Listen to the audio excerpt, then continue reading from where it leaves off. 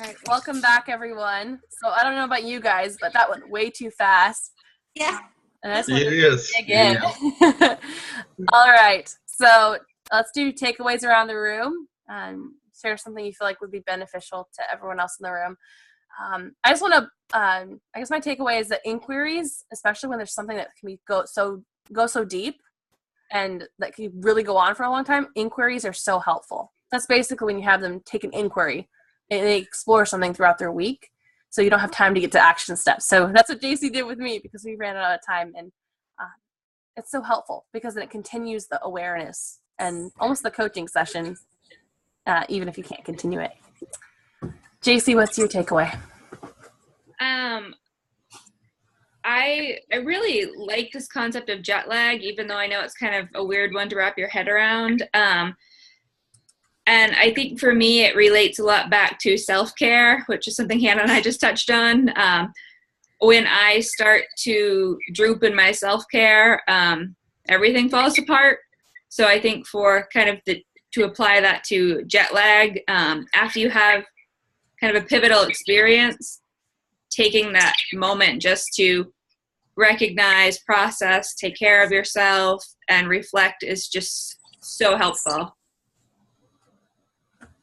Yeah. Thank you, JC. Sarah, inner Tiger Norris, what's your takeaway? Well, we did the champion one a little bit, and it was really neat to kind of get that big picture first in perspective, like the big goal of where they want to be, and then sort of realizing what the gap is, and also playing to what that person's strengths are, pull in the acknowledgement piece, and then using that how to get to the bigger goal was really cool. Yeah. So I think it's all really important. Mm-hmm. Awesome. Thank you, Sarah. Robin? We explored a little bit about the jet lag and kind of got a little bit more clarification on it, and the reflection, and we just dug a little bit deeper into that aspect of it. I think we both Ed and I better understand it than we did before. It was a good exercise. Awesome.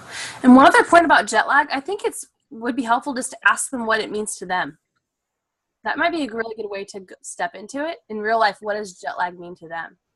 Because it might mean the adventure and just catching up from it, or it might be like self-care. Like, I went through something and now I need to catch up. So I think that might be a good springboard, is just talk about it with what it means to them, or what comes up for them when they hear those words. Eddie, what's your takeaway?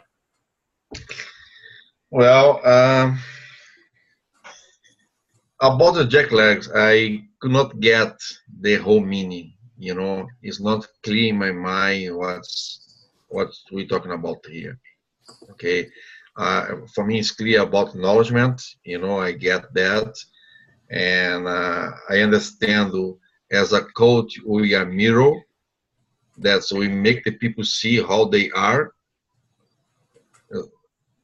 I am correct? Did you get me? Yeah, you're mirroring what you see.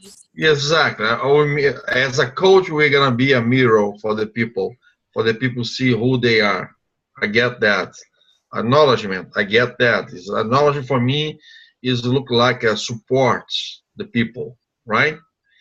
But jet lag is not clear for me. The meaning is I didn't get how can I use this? How can I apply this as a coach? Yeah, I'll touch on that really fast. I want to make sure we finish on time. But we've been exploring about it, jet lag a lot. But what I would say is it's not so important about like determining that they have jet lag. It's about getting over it. So just exploring their growth. Have they experienced growth where the realization or just the fruit of that hasn't quite caught up to them yet? And then getting over it. So it's not about lingering on, oh, you just experienced this huge growth experience, or it's about the catching up and the recovery and reflecting on the growth. So it's basically like someone grows, like I shared this with JC. So I had a baby and I'm having jet lag, not just because I'm tired, but like catching up with this huge growth experience in my life. I haven't quite caught up to it yet. So we got to explore self-care in light of where I'm at with that. So every conversation would be different, and I'm happy to explore this more with you, Eddie, over the phone if that would be helpful. Okay. But every client would be different, and what they would be, their growth was where it was. If that makes sense. Thanks. Okay. Mike, what's your takeaway from tonight? With Sarah's help, I understood or understand better now how important these gaps are.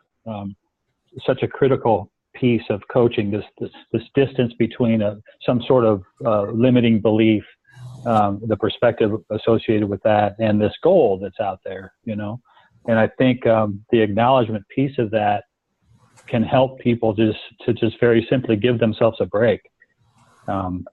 Recognize your strengths, break down that gap into little pieces and address one piece at a time, But it just made me understand that these gaps have to be just a huge part of this whole coaching process, recognizing them and then using acknowledgement to help the client work through it.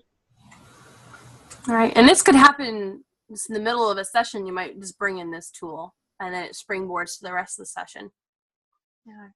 Yeah, absolutely.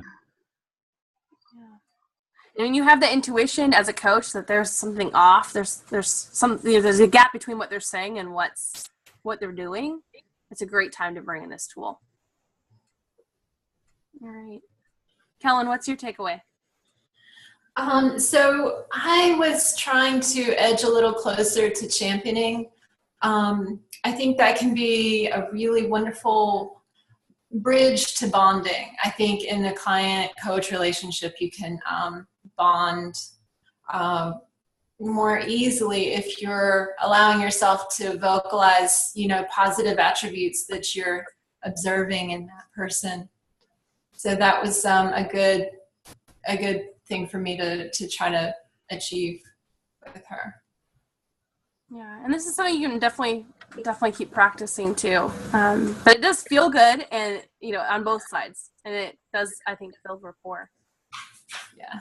All right, Kanika, what's your takeaway?